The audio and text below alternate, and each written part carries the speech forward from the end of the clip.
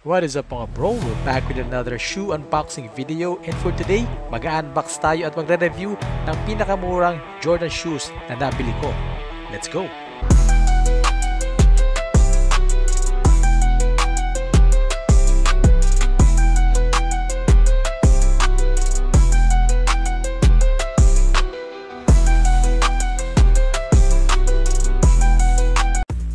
So ito na nga, may nabili tayong dalawang Jordan shoes na napakamura at super sale and super discount. Unahin natin itong isang box na to. Ito ay Jordan 1 Mid Palomino. So size 10 ang binili natin. And ganito ang itsura ng box niya, no? Parang yung regular Jordan 1 na box. Black box. Sa ilalim nakalagay yung mga details. And nakalagay yung Air Technology. And ganyan lang siya.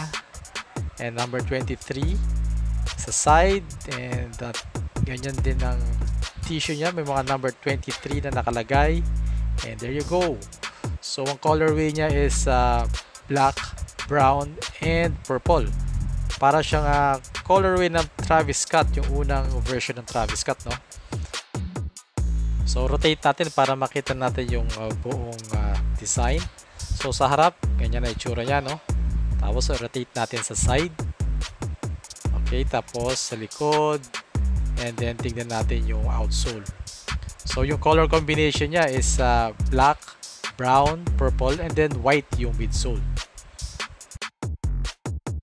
Yung material na ginamit dito is leather. Maganda naman yung quality ng leather na ginamit dito. Sa Jordan shoes kasi iba-iba yung quality ng leather na ginagamit. At check naman natin tong lace. Maganda naman ang color ng lace niya, talaga nagpa-pop out dun sa neutral colors. Ito pinaka gusto ko rito yung purple na outline, purple na lace. At sa taas, purple din yung Air Jordan na logo. And then dito sa sides, purple Nike check. And then yung Air Jordan na logo is glossy, tsaka maganda yung pagkaka-engrave niya, no? So kung titignan mo siya, para nakahawig nga siya sa Travis Scott na model, no? Na Jordan 1. Yung unang version. Parang ganito rin yung ginamit na colorway eh. Black, brown, tapos purple. So parang ito yung budget model ng Travis Scott na shoes, no? Napakaganda, napakaangas. Tignan naman natin yung insole. So may Jordan logo rin siya sa loob na color gold yata to. And then size 10 yung in-order natin ng shoes. So I suggest na kung bibili kayo ng Jordan 1 na mid, true to size to. Kung ano yung size na sinusuot niyo normally, ganoon din ang orderin yung Jordan 1. So ang ganda talaga ng violet na na accent niya, no? So nagpa-pop out talaga siya sa neutral colors. Kitang-kita yung lace niya, yung Nike check niya, pati yung linings niya.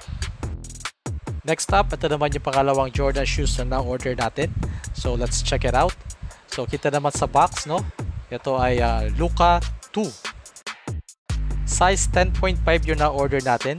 Pero normally size 10 lang ako. So ito na lang yung available size. Pero kinuha ko na 5.5 lang naman ang difference sa size 10. And let's check out the box. So ganito lang siya, no? Ganito yung tsura niya.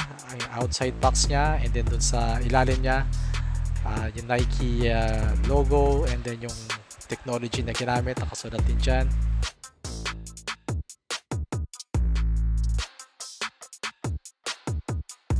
So let's open the box. Yung tissue paper niya may mga Luka logo, and ganito yung colorway na in-order natin, medyo neutral din.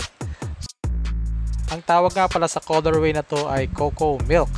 Kung makikita nyo, parang creamy or milky yung colorway na ginamit dito. Ang color combination na ginamit dito ay parang creamy color or dirty white, and then black, and then meron rin din siya mga orange details. Sa outsole naman niya, ginamitan siya ng translucent na rubber. So ito yung type na makapit sa mga indoor court. Yung material niya sa upper ay ginamitan siya ng textile, pati yung sa sides niya ay textile din. At nagustuhan ko rin yung orange details or orange color na ginamit nila para sa mga accent o para sa mga details. Nagpa-pop up talaga siya sa black color na ginamit. At dito naman sa side, ginamitan din siya ng parang plastic material para sa support sa lateral movement, sa side to side. And then may Jordan logo dito sa baba.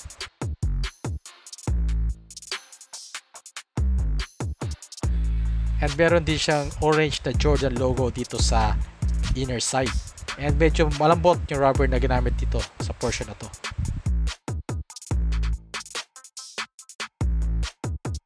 At eto naman yung backside niya. Meron ditong text na in Slovenian language yata to.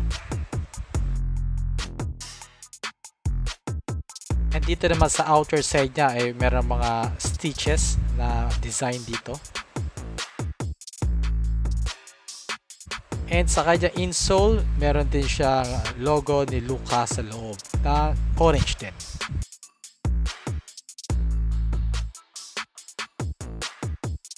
So yung pattern na ginamit dito sa kanya outsole is maganda naman, no? Parang wavy or iba-iba yung direction. So masasabi natin na makapit din to. And then dito sa heel portion, meron Jordan logo at syempre yung technology dun sa may heel para malambot sa impact. At para sa more detailed look, let's do a montage.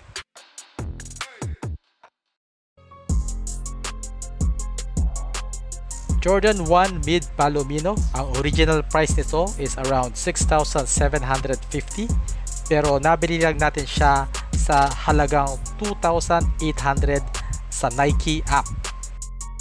And yes, you heard it right, 2,800 ko lang nabili to kasi naka-promo siya na pag dalawang item ang binili mo, yung discounted price ay magdadagdagan pa ng another 30% discount. So ito na siguro ang pinakamurang Jordan 1 na nabili ko sa halagang 2,800. May original Jordan 1 shoes ka na. Jordan Luka 2 Cocomilk Colorway. Ang original price ito is nasa around 7,000 pesos pero gamit ang Nike app discount, nabili lang natin siya sa halagang 3,500 pesos. Yes, you heard it right. It's only 3,500 pesos ordered through Nike app gamit ang discount promo nila. So para maka-avail din kayo ng ganito kamurang mga Jordan shoes, abang-abang lang sa Nike app. Kakaroon sila minsan ng mga big discounts, so may additional 30% off pa pag dalawang pinili mo. And there you go, yan ang ating quick unboxing and review ng pinakamurang Jordan shoes na nabili ko. Hope you like this video and please like, share, and subscribe. Peace out.